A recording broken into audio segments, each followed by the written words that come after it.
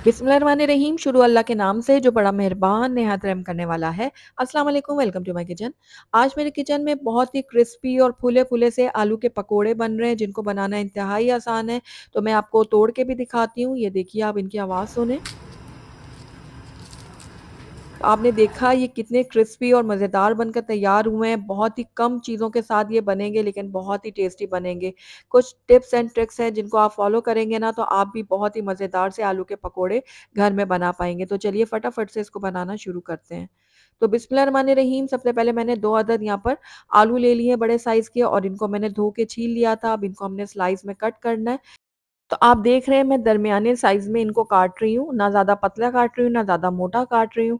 अगर आप बहुत पतला काटेंगे ना तो फिर ये खाने में मज़ा नहीं देंगे और अगर मोटा काटेंगे तो ये ऊपर से तो फ्राई हो जाएँगे, यानी बेसन इनका फ्राई हो जाएगा, अंदर से ही कच्चे रह जाएँगे। तो इसलिए आपने इस तरह से बिल्कुल दरमियाने साइज़ में इनको कट करना है, उसके बाद पानी में मैंने इनको डाल दिया है। अब इनको हमने अच्छी तरह से धो लेना है 2 से 3 पानियों में, क्योंकि आप देख रहे हैं इसमें कितना स्टार्च आ गया पानी में और ये व्हाइट हो गया पानी बिल्कुल। तो बस इस स्टार्च को हमने निकालना है। 2 से 3 पानियों में इनको धो के फिर मैं आपको इनको दिखाती हूँ। तो ये देखिए, 2 से 3 पानियों में मैंने आलूओं को अच्छी तरह से धो लिया था और आप देख रहे हैं पानी बिल्कुल साफ़ हो गया है। तो बस इस टाइम पे आके हमने क्या करना है कि पानी को गिरा देना है और इनको हमने एक छन्ने में डाल देना है आलूओं को, ताकि इनका जो एक्सेस पानी है ना वो निकल जाए। तो यहाँ पर देखिए, आलूओं के पानी को मैंने गिरा दिया था और अब इसे स्ट्रेनर में डाल के हम इसको रख देंगे ताकि इनका एक्सेस पानी सारा निकल जाए। अच्छा, जो ये स्ट्रेनर में इसका पानी निकलेगा ना, इतना पानी निकलना काफ़ी है। अक्सर लोग बताएँगे आपको कि आप इनको एक-एक करके किचन टॉवल के ऊपर रखें, इनको सुखाएँ 5 मिनट के लिए और उसके बाद फिर आप इनको बनाना शुरू करें। लेकिन यहाँ पर ऐसा कोई भी काम हम नहीं करेंगे। बस सिंपली हम इसको इस स्ट्रेनर में रखेंगे 5 मिनट के लिए, इसका एक्स्ट्रा पानी निकल जाएगा, तब हम आलू के पकोड़ों को बनाना शुरू करेंगे। तो यहाँ पर जब तक पानी नहीं चढ़ता है ना आलूओं का, तब तक हम बेसन घोल लेते हैं। तो यहाँ पर मैंने एक बाउल ले लिया था, उसके ऊपर मैंने ये स्ट्रेनर रख लिया है और उसके अंदर मैंने ना 1 कप डाल दिया है बेसन। बेसन को मैंने अच्छी तरह से छान लिया है। बेसन को छानना बहुत ज़रूरी है, तभी आपके जो पकोड़े हैं ना वो फूले-फूले और मज़ेदार बनेंगे। अब इसको क्रिस्पी बनाने के लिए ना पकोड़ों को मैं ऐड कर रही हूँ चावल का आटा हाफ कप और साथ ही यहाँ पर 1 चाय का चम्मच मैंने नमक ऐड किया है, 1 चाय का चम्मच कुटी हुई लाल मिर्च ऐड की है, आधा चाय का चम्मच मैंने लाल मिर्चों का पाउडर ऐड की है, 1/4 टीस्पून जाएगा इसमें हल्दी पाउडर। अब यहाँ पर मैंने अजवाइन ऐड की है, 1/4 टीस्पून रगड़ के इसके अंदर ऐड करेंगे ताकि खुशबू निकले अजवाइन की। अजवाइन जो है वो पकोड़ों का एक तो टेस्ट बढ़ाएगा, दूसरा जो है वो पकोड़ों को डाइजेस्ट करने में बहुत ही मददगार साबित होगा। तो बस सारे सूखे जो चीज़ें थी मैंने उनको मिक्स कर ली हैं। अब इसमें थोड़ा-थोड़ा करके मैं पानी डालूँगी और एक घोल सा तैयार करूँगी। हमने इसका जो बैटर है ना पकोड़ों का ना बहुत पतला रखना है कि जब हम इसमें आलू डिप करें तो सारा जो उसका बैटर है वो बह जाए, ना बहुत ज़्यादा मोटा रखना है कि जब हम इनको फ्राई करें तो क्रिस्पी ना बने।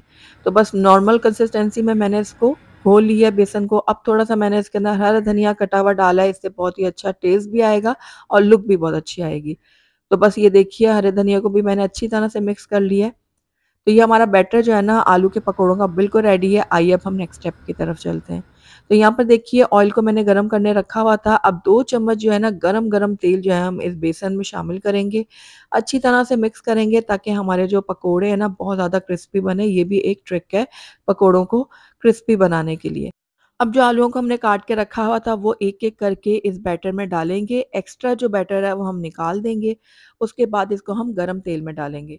अच्छा, यहाँ पर जो है ना ऑयल का टेम्परेचर भी आपको बैलेंस रखना है। पहले तो हमने इसमें गरम तेल में इसको डाला है, लेकिन जैसे-जैसे आप डालते जाएँगे ना फ्लेम को आप लो कर दीजिएगा मीडियम लो पे और फिर आप इनको फ्राई करिएगा, वरना जो ऊपर से फ़ौरन से कलर आएगा और ये क्रिस्पी नहीं बन पाएँगे।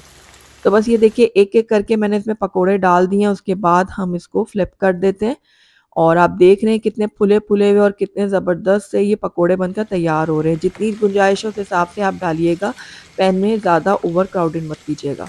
तो ये देखिए, ज़बरदस्त से हमारे पकोड़े जो हैं वो रेडी हो गए हैं। बस इसी तरह से मैं बाकी के भी रेडी करके आपको इसकी फाइनल लुक दिखाती हूँ। अल्हम्दुलिल्लाह, माशाल्लाह से हमारे बहुत ही फूले-फूले और क्रिस्पी से आलू के पकोड़े बनकर तैयार हो गए हैं और आपने देखा कितनी कम चीज़ों के साथ कितने मज़ेदार से ये पकोड़े बने हैं। आप कई किस्म के पकोड़े खा चुके होंगे, लेकिन आलू के पकोड़े जो हैं वो बहुत ही लाइट और बहुत ही मज़ेदार सा स्नैक है, जो फटाफट बनने के साथ-साथ बहुत ज़्यादा डिलिशियस बनता है। तो बस आज ही आप इनको बनाएँ और ग्रीन रायते और केचप के साथ सर्व करें। ग्रीन रायते के साथ इनका बहुत ही ज़बरदस्त सा कॉम्बो है, तो ज़रूर ट्राई कीजिएगा और मुझे बताइएगा कि आपको मेरी रेसिपी कैसी लगी। और वीडियो को शुरू से एंड तक देखने का आपका बहुत-बहुत शुक्रिया। Thank you for watching. अल्लाह हाफ़िज़।